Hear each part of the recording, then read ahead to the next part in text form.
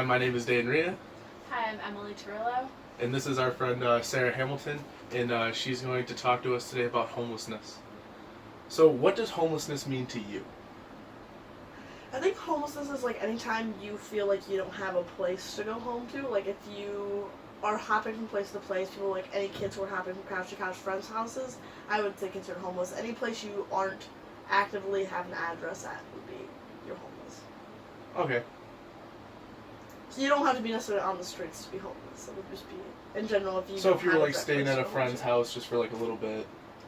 Yeah, well, I mean, unless they give you a permanent address, if you're staying there for a documented amount of time, I would say it's not really homeless. But if you're staying on their couch just for a day or two and then someone else is and somebody else, that's more homeless, I would say.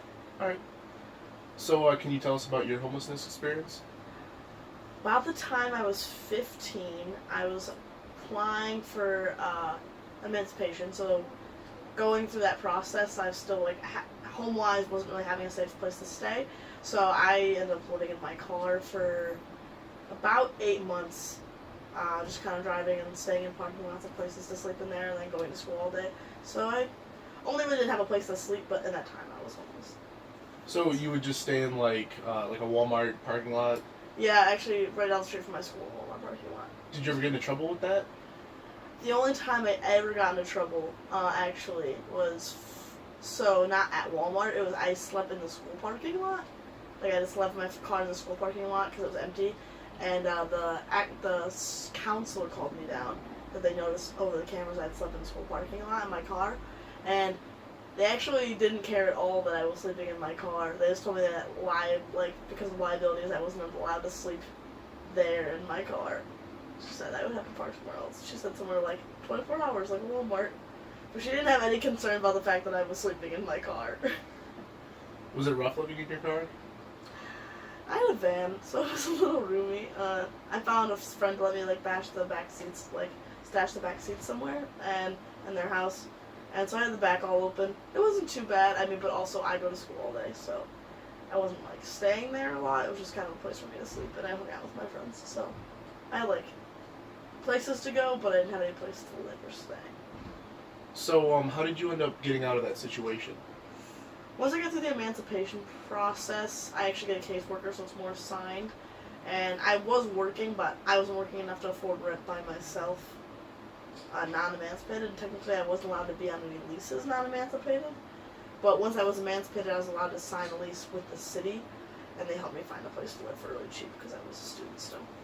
Okay, just so I can be clear, what is being emancipated? So being emancipated is when you decide, as kind of a slightly younger teenager, you usually would have to be around 15, 16, to become your own legal guardian and a legal adult before you're 18. So that you can take care of yourself, so you can be living on your own. Okay, so then after that you lived in an apartment?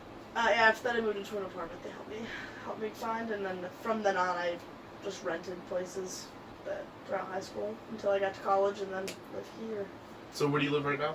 I live in Watts, that's my permanent address. If I put on anything, that's where I put it. So would you say homelessness is a big issue in your community downstate? Oh yeah, it's definitely prominent, especially, but not on the streets a little bit, but more so that whole hopping house to house. Children and being homeless is a really big thing where I'm from because you're responsible for parenting and just not really having steady houses. So did you also have a lot of friends that would consider themselves homeless? Growing up, I definitely had a lot of friends who were also considered homeless, yeah. So, I know you had talked about that you had taken in some kids into your household and treated them as family. Mm-hmm. So, can you tell us about that? So when I was younger and a lot of my stuff was a little more steady, my parents, when we were all growing up, my brothers were all older, so by the time I was about 5, he was about 15. A lot of his friends were experiencing the same thing that a lot of older teenagers do with parents and issues, and it ended up kind of staying at our house full time, just because my mom always offered him a place. So it started really just being part of my family and kind of adopted in, and now they come to all of our Christmases, and all their kids are my nephews and nieces. So it's definitely a thing that's been happening in the community, and you always find those families who are taking in 4 or 5 extra kids just because they're friends of their kids from school or in the community, and giving them a place to stay. Can you tell us where you're from and about the area that you're from? I'm from Adrian, Michigan. Not a bad town, but it does have a lot of. There is a poorer community and a more diverse community, which leaves it with a little bit more, just a little more issues than everywhere else. I would say it's definitely a poor community. It's definitely underkept. So, can you describe your day-to-day life when you were 15 and homeless? I pretty much woke up every day. I would try to wake up a little bit early. I would head to the Y, and if you talk to people at the Y, a lot of times if you let them know your living situation, they'll let you in the mornings early for free to go shower, so I would go do that.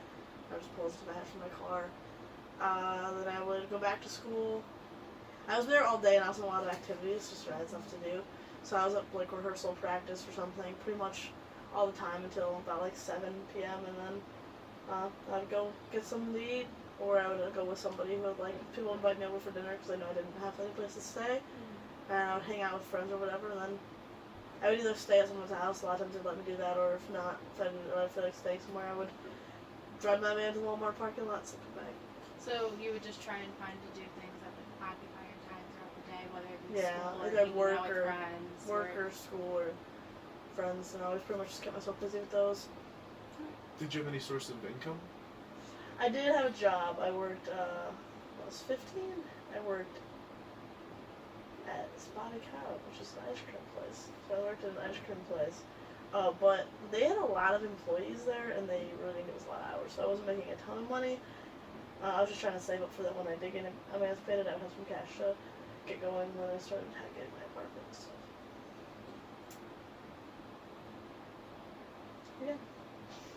Alright, what was the other question? I'm really trying to think about that. It was, how has it changed your life? Oh. So, how has being homeless in your past changed you now? I don't know if it changed me much more than I was before. I was already very familiar with, struggling, trying to meet stuff. But I think it did show me, like, once I started getting a place to live, I was much more grateful. I mean, like, before, when I was younger, I shared a room with 4 or 5 other girls. Started sharing with, like, 3 girls, and then eventually, now I just have, like, 1 roommate, and life seems really good with only 1 roommate in your bedroom. So I think it's going to be a lot more appreciative, even, like, having, like, even sharing a room in dorms. It's still so much better than sitting in my car and not having places to stay, especially when it's cold and stuff. Get really rough. But I think it's just that, kind of, like, puts your life in perspective for, like, how well you have it when you're living, because sometimes you get annoyed at stuff that happens, or a roommate does. But it's definitely better than nothing.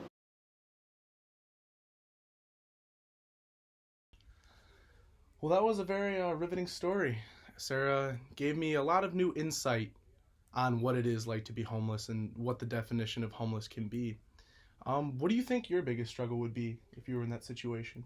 Honestly, I think my biggest struggle would be just the uncertainty of my day to day and just the struggles of where is my space, because I'm a person who likes to have a designated spot that it's my space, it's somewhere where I feel comfortable with, and if I was homeless I wouldn't be able to have that, and that's almost a luxury to think about, to have your own space, and to not have that, I would struggle with that. Yeah. I mean, honestly, my biggest fear or problem in that whole situation is that homelessness can be an endless cycle. Some people never get out of it. Some people to choose to live in it. Some people are only in it for a little bit, for a time being, like Sarah was. But I mean, having that constantly in the back of your head of, will I get out of this? That would just be so unsettling for me, and that would really take a toll on me. But I think one of my biggest issues if I was homeless would be getting food. I mean, food today can be really expensive, and like actually eating a diet that's nutritious and being healthy and keeping hygiene would be pretty difficult if you didn't have any money to buy those supplies. Yeah, I feel that, and it's something that I feel like a lot of people don't think enough about, is the what ifs. They're not grateful for what they have. Yeah. And that's one thing to think about that Sarah really did make me think about. Yeah, it makes you appreciate what you got. Yeah, homelessness is a big problem in the United States right now, and I think we should try to fix it. And thank you so much for listening to Sarah's story and our presentation.